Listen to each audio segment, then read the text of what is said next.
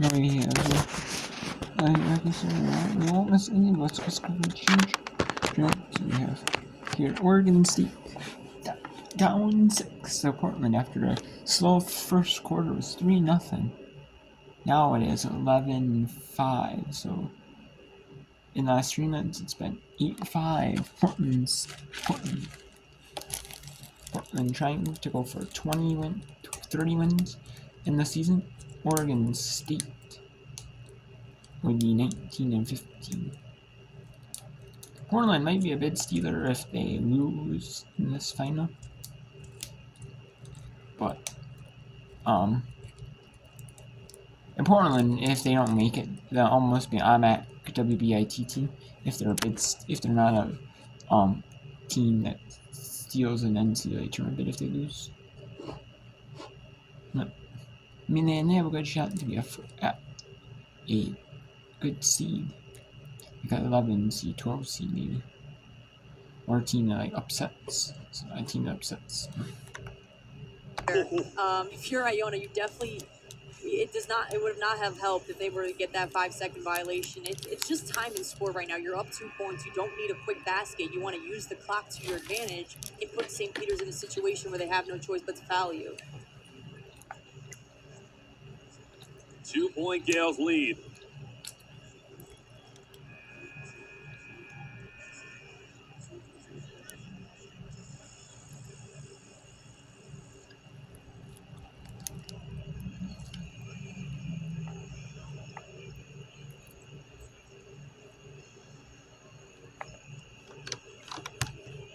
Peacocks basketball with a chance to tie or win.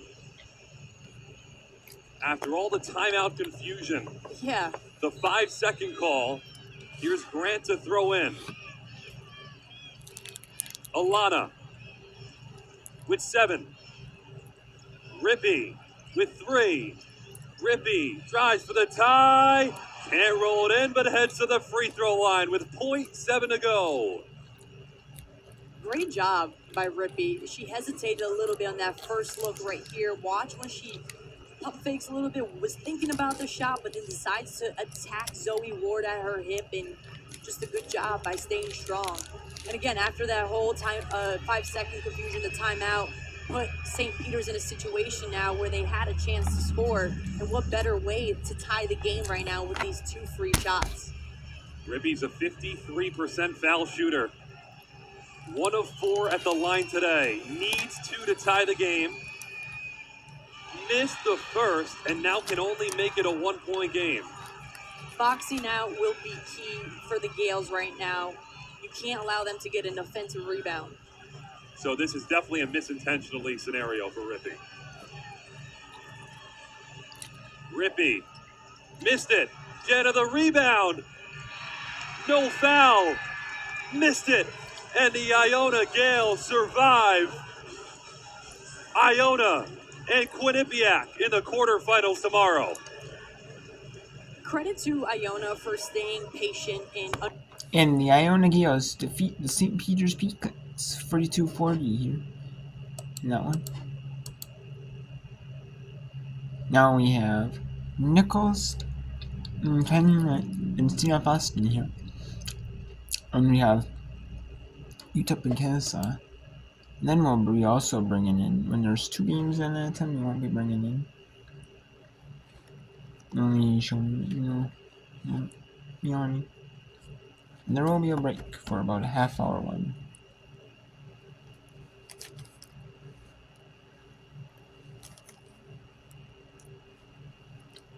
And you know that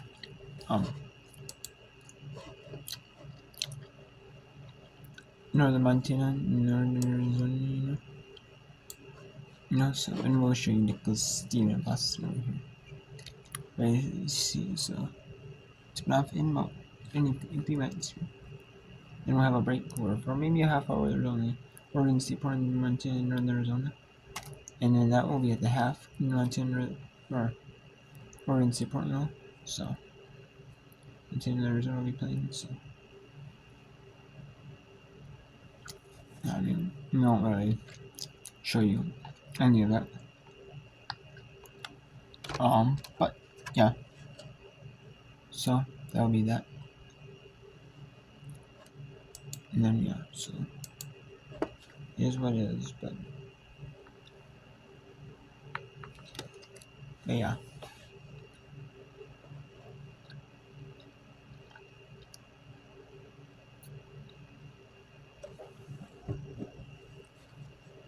It is what it is. I mean, so I guess I don't know.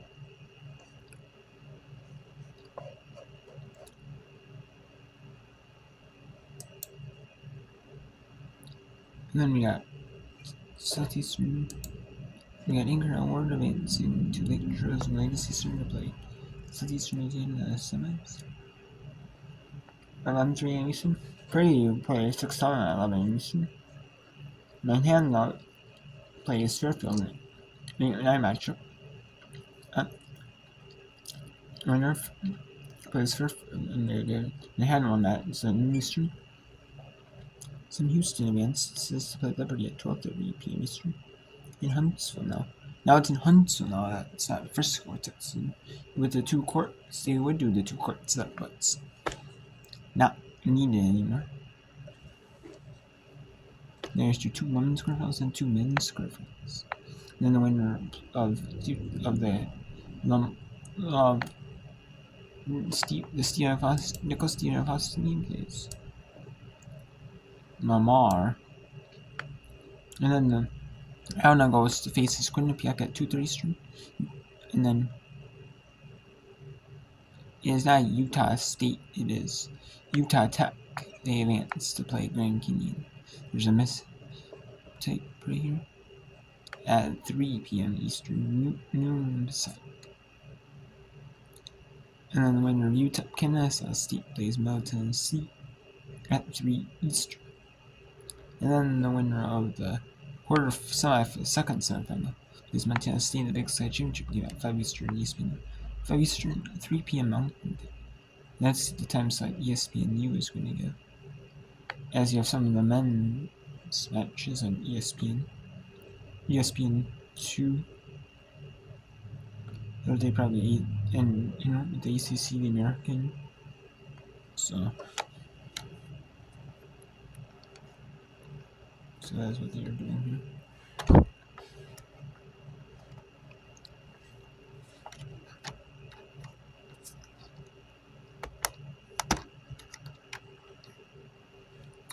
So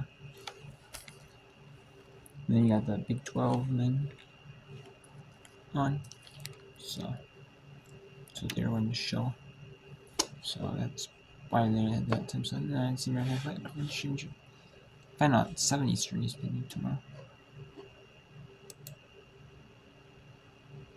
I don't know how much I can show you, but I'll try to show you as much as I can. And now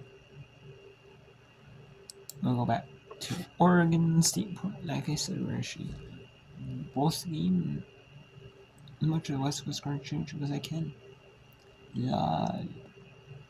Why? It is because it is an automatic bid lead, 1 bid lead.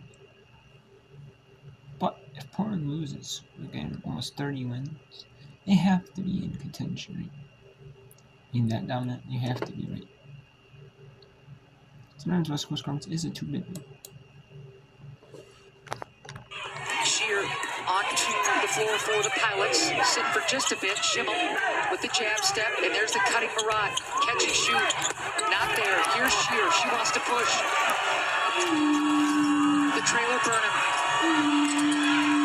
Ooh. Fajeda with the block from the weak side. Here comes Bolden. Yeah, we talked about Oregon State needs her energy, and you saw some of it there.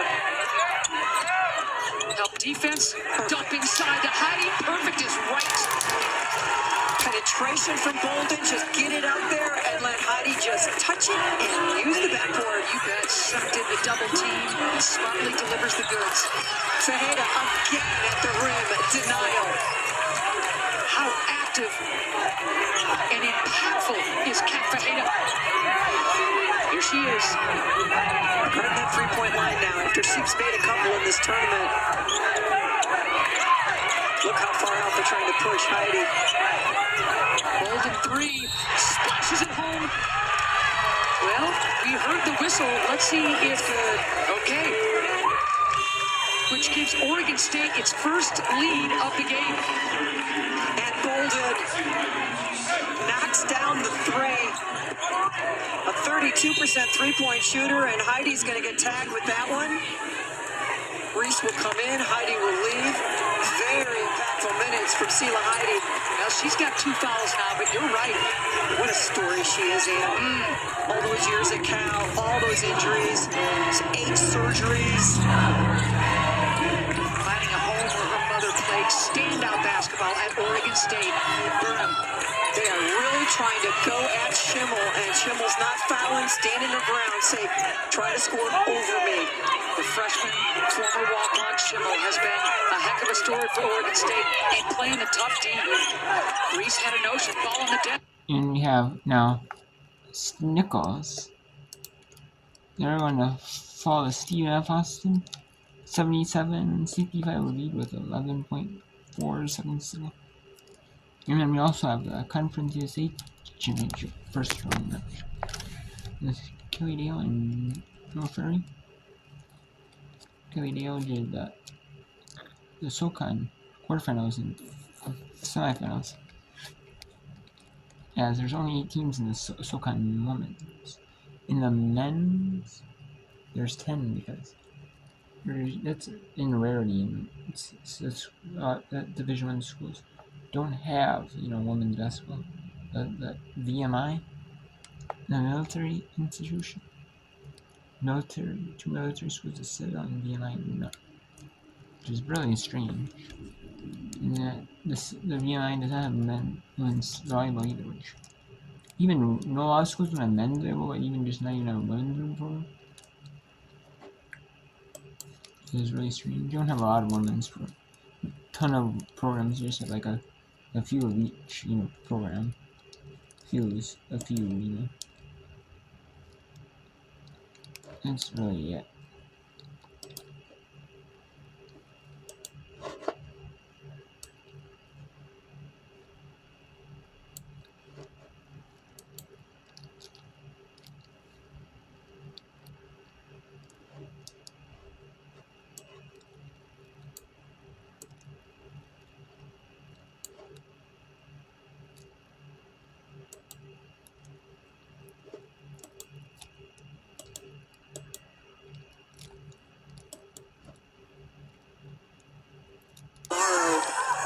In the second of 2 semifinals, inbound to Curtis. They got to get a shot up. They go into Brister. Nothing called. It's out of bounds. Brister still fighting through the final seconds of this one. Will be Lady Jacks basketball. All they have to do is inbound time run. And Steve Austin advances to the semifinals. And they play 2 seed Lamar at 2 p.m. Eastern. Tentatively at 2 p.m. Eastern. It'll be 30 minutes after the first men's. Between Incarnate Word and Incarnate Word and Southeastern Louisiana. And then Steve Austin will play Lamar. And those will be the 2 semis for a chance to go to ESPNU on Thursday and play in the Southland Conference Championship game.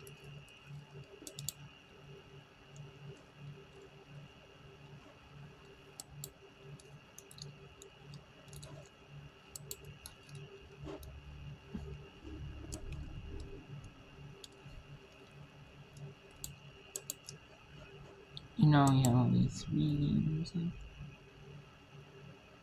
and we only have one on now. It is Montana and Northern Arizona here. Montana is the 6th seed there. 13 and 17, 8 and 10 in conference. Northern Arizona is 26 and 6, 16 and 2. Northern Arizona's only 2 losses came to Montana State. In conference. Montana, and it could be top 2 seeds matching up. in conference play. She's so pretty and difficult. She has defenders hanging on her. Just such a strong presence with her ability to rebound hard but go up and finish soft. Danny Barch trying to find the opening. A little give and go with Matt Koenig. She had the great look. Barch, a lot of time on the floor yesterday. She is as physical as they get. Montana's 4 of their 5 starters played over 30 minutes. And the way this tournament is set up, you know, you don't have much rest time if you're the 3, 4, 5, and 6. Clancy, 1 and 2 have had that day off. Clancy is out of the game, so Eva Schmidt checks in. Maybe a time for Montana to try to go to work. MJ Bruno can't get it to go. Nia Moran, a force to be reckoned with Neverson. Offensive foul. The Lady Grizz playing some fantastic defense out of the gate.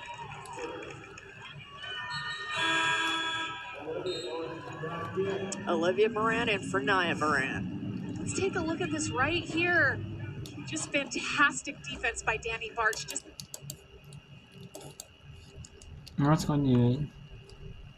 Levon Bronson, where the University of Texas at El Paso is taking on Kennesaw State, opening around the first round of the Conference USA Championship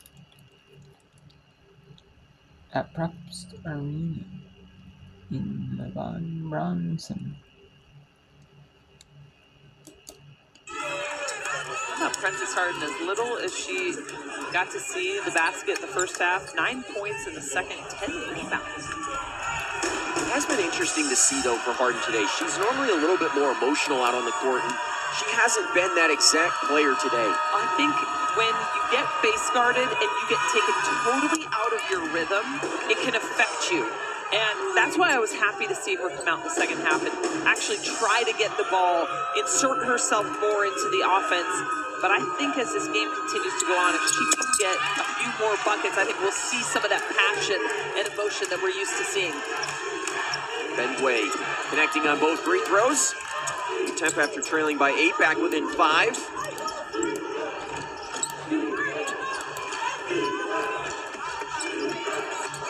This last minute and a half of this third quarter absolutely critical for UTEP. Fields is open. Short on the 3. Long rebound, though, to Hooks. Those are backbreakers. Yeah, it really is for UTEP because you need possessions right now. And they have, Kennesaw State has just done a great job on the offensive glass.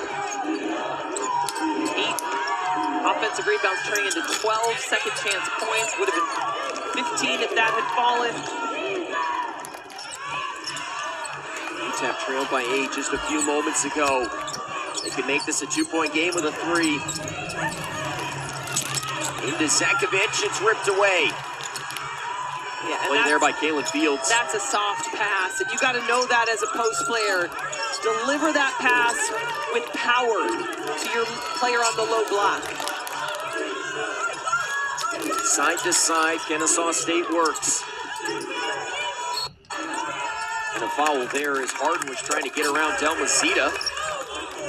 That'll be the first personal on Zeta. Frances Harden still with just 1 made basket from the field, but she's lived at the free throw line here in this third quarter. 7 of 8. She gets a couple of more tries here. And Delma Zeta gets a much needed rest after having to face guard Frances Harden for the last few minutes.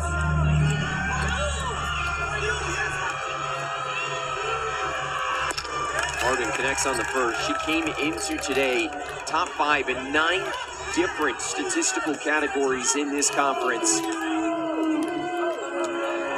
Teams were to the conference were eligible for Newcomer of the Year. She probably would have been the runaway. Yeah, she would have been. She was so dominant in the ASUN conference for Kennesaw State the last few years, and now comes into this new conference, and her game translates. Evan Samayoa Mathis with it at the top. Had 5 points in that opening half, none here in the second. 5-second difference between and game clock. Zakovic inside, no. Battle for the rebound. It's Harden who comes down with it. And now Arkansas State looks for a final shot here in the third. Willis, Fields at the buzzer. And that is it. So Utah is down in 6. The Kansas State Sun. Angela Rain 54-48.